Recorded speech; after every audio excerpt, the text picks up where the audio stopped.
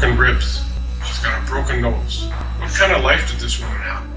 She tried to leave, but never made it to the door. An evil man was put to jail for evil crimes done to my sister, and he will pay for the rest of his life. Another woman found headless in a dumpster, while her husband spun lies he couldn't keep straight. When they discovered what looked like human body parts inside the bags, they brought them back to Haskell's home. They say he claimed that they were Halloween props. And one man, he waited, watched, then struck with a fury no one saw coming. He denied me and my family the right to see my daughter, even before her funeral, because he mutilated her. They claimed it was love, but it ended in something far darker. Well, I had a knock at my door, and he'd sent me a message saying I've been in the garden since 5. This is Men Who Have Killed Their Girlfriend, Part 4.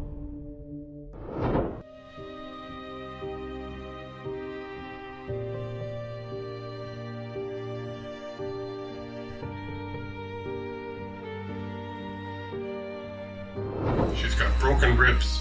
She's got a broken nose. What kind of life did this woman have? What kind of man watches his wife suffer for 11 days, burned, broken, and begging for help, and does nothing? In December 2009, Ottawa police entered a suburban home to find 33-year-old Donna Jones lifeless on a makeshift mattress in the basement.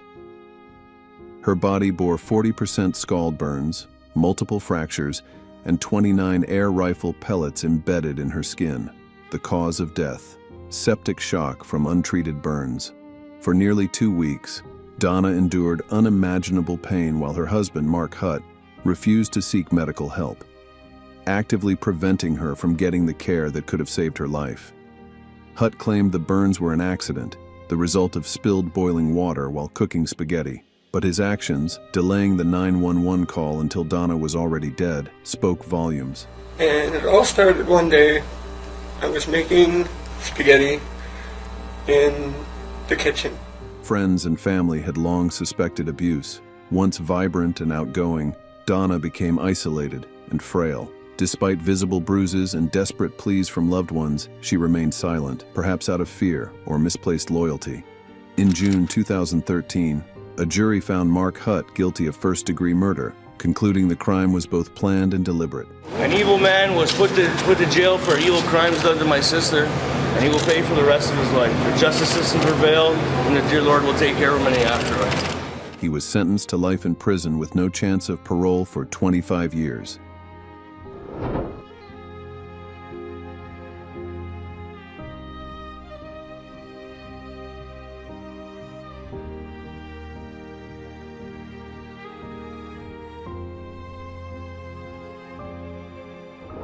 On September 29, 2012, 18-year-old Alexandra Kogat, a freshman at SUNY Brockport, was found brutally beaten to death in her dorm room after her mother, unable to reach her, asked campus police to check on her. Alexandra's boyfriend, 21-year-old Clayton Whittemore, a student at Utica College, had visited her that weekend. Hours before her death, Alexandra tweeted, "Should have known." An 18-year-old star swimmer heads to college, but just weeks into classes, co-ed Alexandra Kogat. After an argument, Whittemore snapped. He later admitted to police that he beat Alexandra with his fists and a curling iron until she died. Following the murder, Whittemore called his father to confess, then turned himself in at a thruway rest stop. Court appearance today for a 21-year-old accused of beating up his girlfriend, beating her to death, in fact, at SUNY Brockport, that's near Rochester. During the trial, Whittemore's defense argued that years of abuse by his father contributed to his actions, but the jury rejected this and found him guilty of second-degree murder. He was sentenced to 25 years to life in prison, the maximum penalty.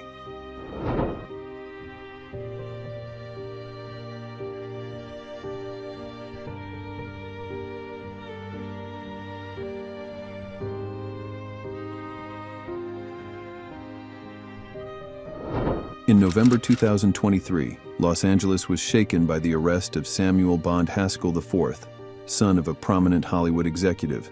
Haskell was charged with the murder of his wife, May Haskell, and the suspected murders of her parents, Yanxiang Wang and Gaoshan Li, who remain missing.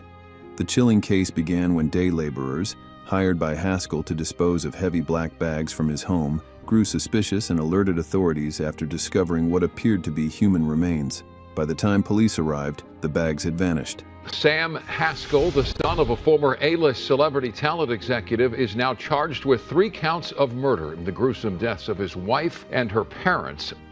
The next day, a homeless man found a woman's torso in a dumpster in Encino. The remains were later identified as May Haskell's.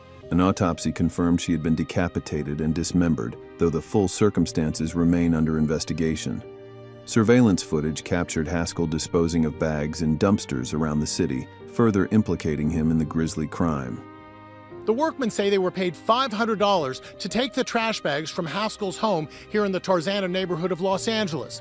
When they discovered what looked like human body parts inside the bags, they brought them back to Haskell's home. They say he claimed that they were Halloween props. Haskell was arrested and has pleaded not guilty to 3 counts of murder. If convicted, he faces life in prison without the possibility of parole. The case is ongoing, and authorities continue to search for the missing parents and additional evidence.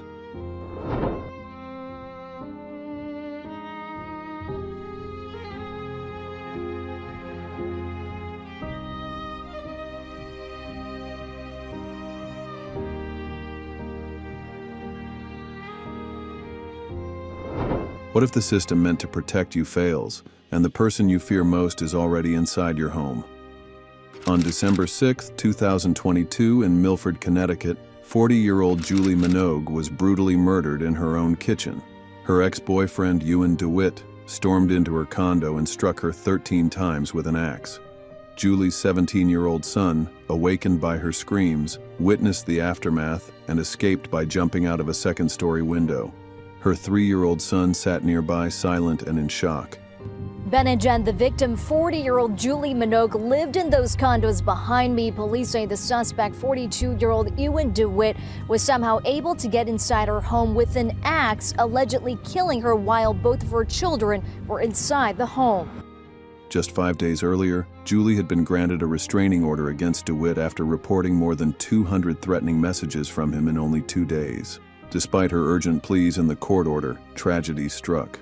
Julie's family, devastated by her loss, has filed a lawsuit against the city of Milford and its police department, alleging that authorities did not do enough to protect her. Luke, who was a baby, he was in shock after. He denied me and my family the right to see my daughter even before her funeral because he mutilated her. During his sentencing in May 2025, Dewitt erupted into an expletive-laden tirade as prosecutors described his actions as calculated. He was sentenced to 40 years in prison.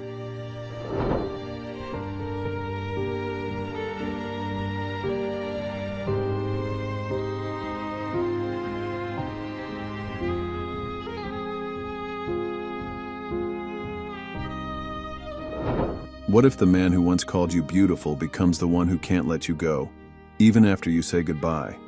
Alice Ruggles, a 24-year-old British communications officer, finally ended things with her possessive ex-boyfriend, Trimaan Dhillon, a lance corporal in the British Army. But for Dhillon, it wasn't over. After their breakup, Alice tried to move on. She changed her number, blocked him everywhere, and reached out to police after he showed up at her home uninvited. Despite her pleas, the system moved too slowly.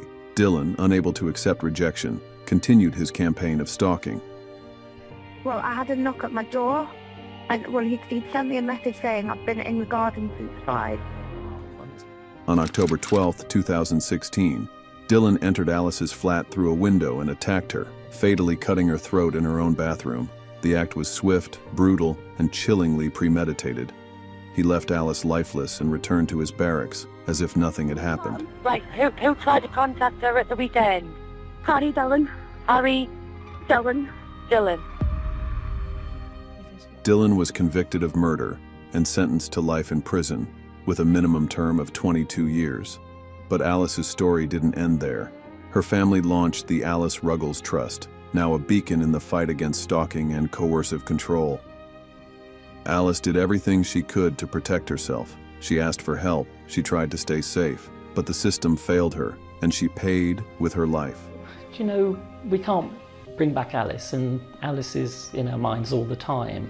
And so by trying to help people in the future in the same position as Alice, that helps us. Her legacy now drives change, so that no one else has to endure what she did. They were daughters, sisters, friends, women who thought they were loved, but behind closed doors their lives ended in fear, betrayal, and violence. Which story shook you the most?